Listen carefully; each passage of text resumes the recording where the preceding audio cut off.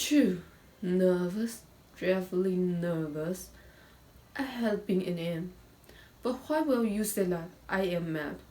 Hearken, and observe how calmly I can tell you the whole story. It is impossible to say how first the idea entered my brain, but once conceived, it haunted me day and night. Object, there was none. I loved the old man. For his gold I had no desire. I think it was his eyes. One of his eyes resembled that of a virtue, a pale blue eye, with a film over it.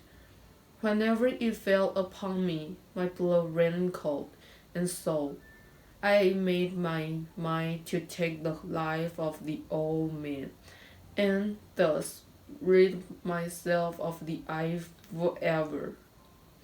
You should have seen how wisely I proceeded.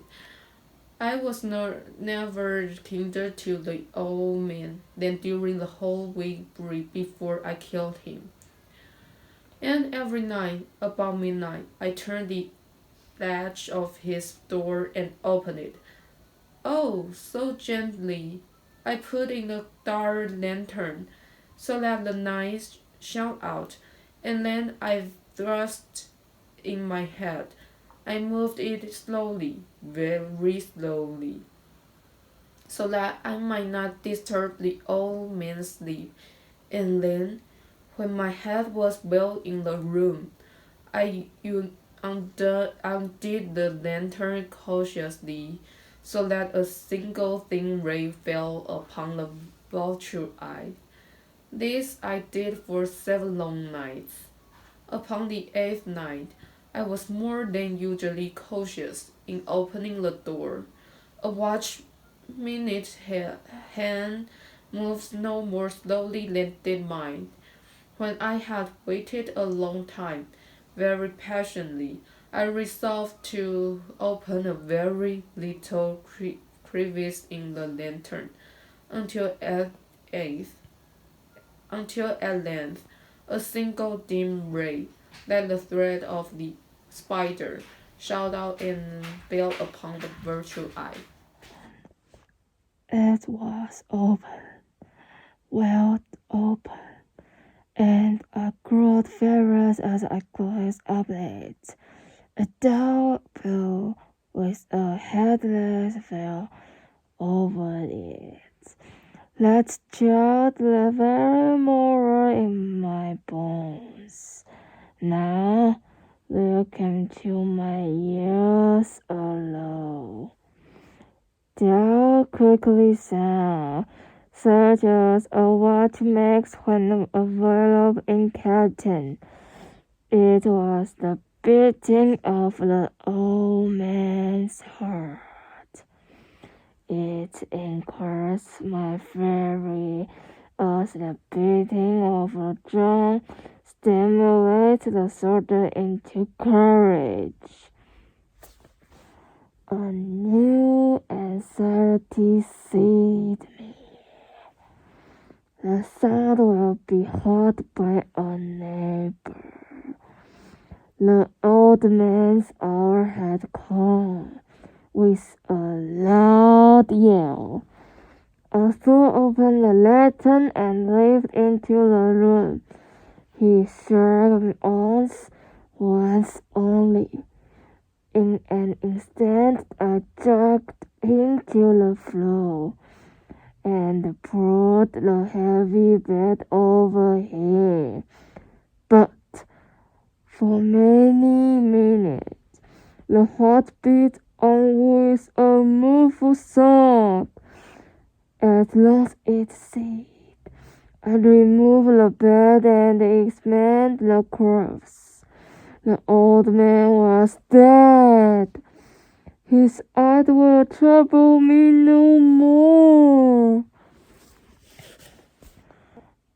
If still you think me mad, you will think so no longer when I describe the various precautions I took for the concealment of the body.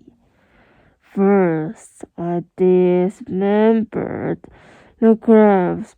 I cut off the head and the arms and the legs.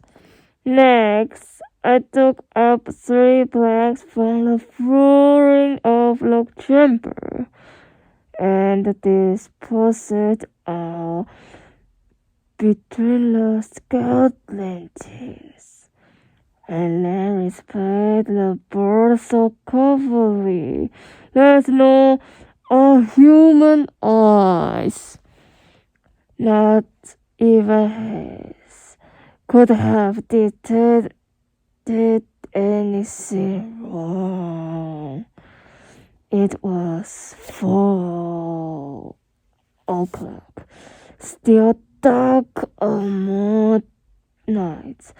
As the bell sounded the hour, there came a knocking at the street door. I went down to open it with a light heart, for what had I to fear? There entered 3 men, officers of the police. A shark had been heard by a neighbor during the night.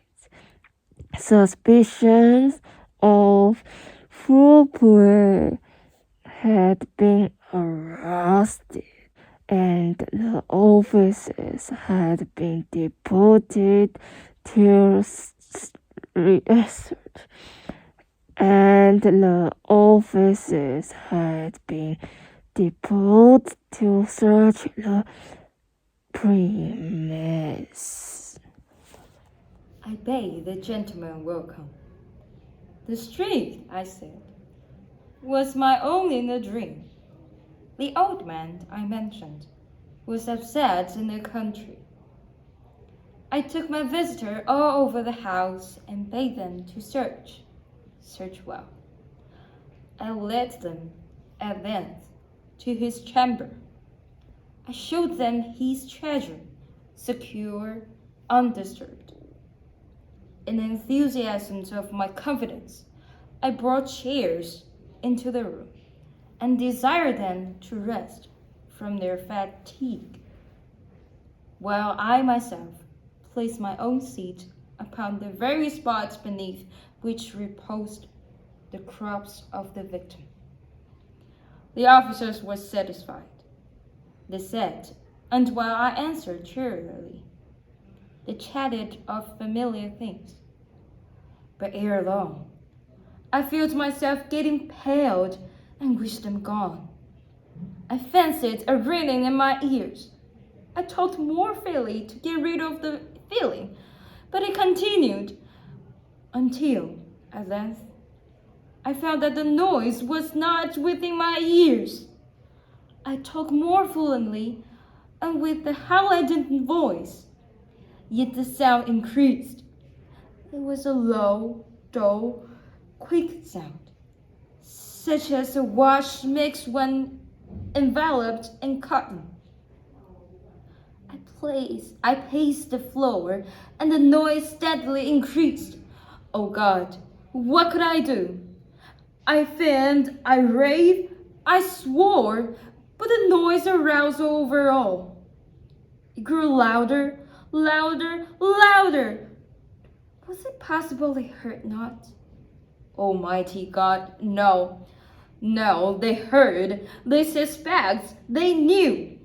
They were making a mockery of my horror. I feel that I must scream or die. And now, again, heart, louder, louder, louder.